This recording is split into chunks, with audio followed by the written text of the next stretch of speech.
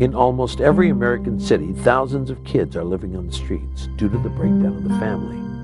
Unless they are intercepted, a staggering 70 to 80% will end up falling into drugs, prostitution, and crime. But there's a group that offers a ray of hope.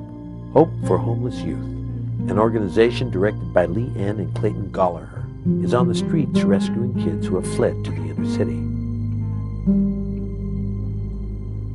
Find a corner where you're not sleeping in, that's the corner you want, then that's your bathroom, you know what I mean? So, this is our living area, you know what I mean? You gotta worry about the weekends, where you're gonna go to eat.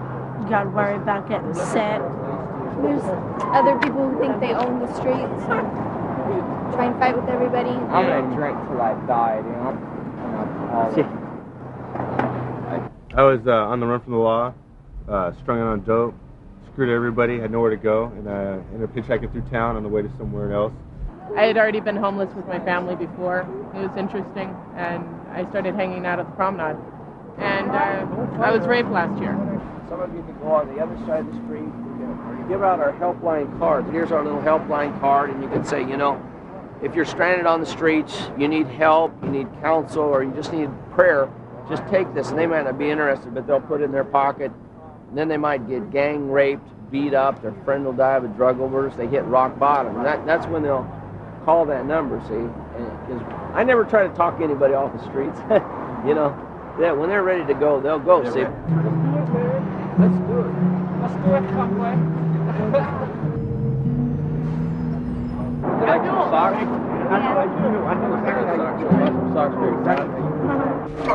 We freshly made these today. No drugs-free sandwich. Then I was invited to the Hope for Homeless Youth Christmas party. That was awesome. They were helping people out here, so I started seeking some help. Hope for Homeless Youth is a ministry works with the runaway, the throwaway kids that are out here in Hollywood.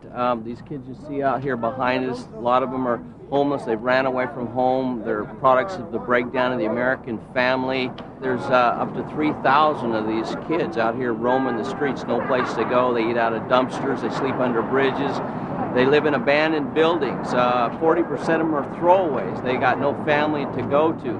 Within couple weeks, they're preyed upon by the pimps, the drug pushers, the pornographic movie hustlers, and then we just see their lives go right down the tubes. And so we're so burdened to reach these kids before all that kind of stuff happens to them. My wife and I have probably been out here in Hollywood for going on 18 years now, and we come out here, we feed the kids, we bring out socks to the kids, then we build relationships with them. It's all about relationship building, gaining their trust, their respect. Then we ask them if they want to come back in, check out our shelter 1 or 2 nights, rest up, get away from the pimps, the drug pushers out here. If you need to take a shower or something like that, or get a hot meal, or you want to just come in and rest for a day or two, no strings attached, and rest up, get some good food to eat, And then if you decide to, stay for maybe as much as 5 days, that's okay, but that's just a decision that you can make, you know what I'm saying? And we all love the good Lord, but we don't push God or religion on anybody, you know what I'm saying? If you want prayer, you can. If you don't have to get prayer. And then then they cook up a big hot meal. We have, tonight we have a big old spaghetti dinner. You can, have some food for your dog. And then if they want to come into our long-term program and get rehabilitated, learn a trade, get on their feet, then we invite them to do that. Everything we offer the kids is free of charge. We're there to help them. We have a computer center. Some people like Mandy's going to get her what's called the GED. I love it. It's real. They're loving these kids that nobody else wants. They go out to the streets, they just love on them, they hang out with them, they be real with them. It's not just a sandwich handout. Cheers, amen. Give you a hug. I love you, buddy. All right. Okay, buddy. All right. We have a shelter for homeless people there. We have a little job training program. It's all free. Everybody get in here. I'm going to help you get in. How are you doing? How we good? How you doing? We got room for the first 6 people. First 6 people. How you doing, Abdul? Hey. Abraham, right? In the middle of the night, it's a whole different scene. You won't even recognize this boulevard because all the drug pushers come out. The pimps and the prostitutes come out. It's a whole different thing, and so we'll go down there at 2:30 in the morning, we'll pray. Some of the pimps pack guns with them, so there's always danger. Our staff are always risking their lives out here as they rescue these young girls from the pimps. The pimps are making a lot of money, maybe $500 per girl per night. At the age of 14, I met a pimp, not knowing he was a pimp. He offered me anything I wanted, and then he told me, well, if you want to continue what I'm giving you, then you have to sell your body. I also bore a child at the age of 14. One night, my son's father was extremely upset and shot my son 4 times in the head. We got into an argument because I didn't bring in enough money and told me, well, I'm going to kill you, and stuck a gun in my mouth. He tortured me, burned me with a hot curling iron. Now, because of it, I'm unable to bear children. We start out down there, about 5 blocks down there at a restaurant. We break up into teams, we walk.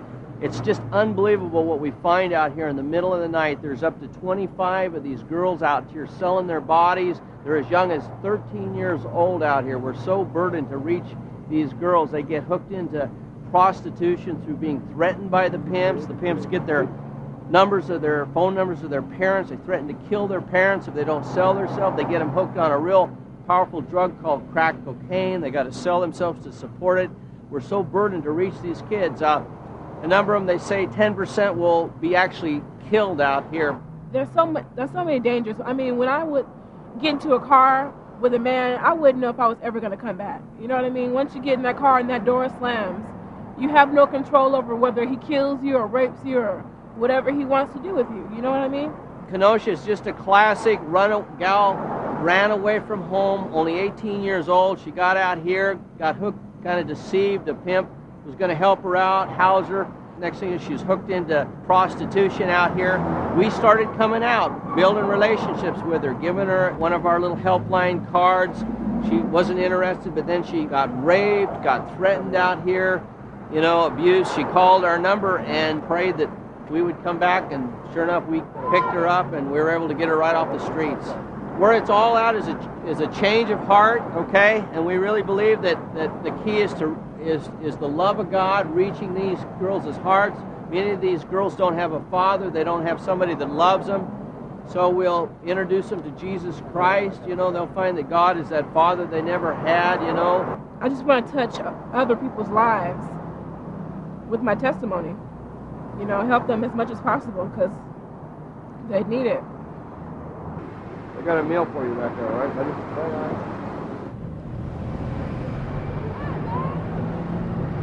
So are you, let's just praise the Lord, right on. I definitely got a second chance. I'm really blessed. It's all Jesus. That's all I can give the glory to Jesus, because I was hopeless and kid, And when we see a life changed, it makes it all worth it. Being a Christian, it changed my morals and everything. I wanted to get everything right. So I went to go turn myself in. I was looking at like 12 years. My public defender told Clayton, you need to do what you can for this kid, or he's going to go up. And, they spread the word here. A lot of people I'd met being a Christian here in this big place wrote letters for me, prayed for me. And the judge said, there's no way I can lock this kid up. He's doing what's right for his life now. And it was great. The DA started crying.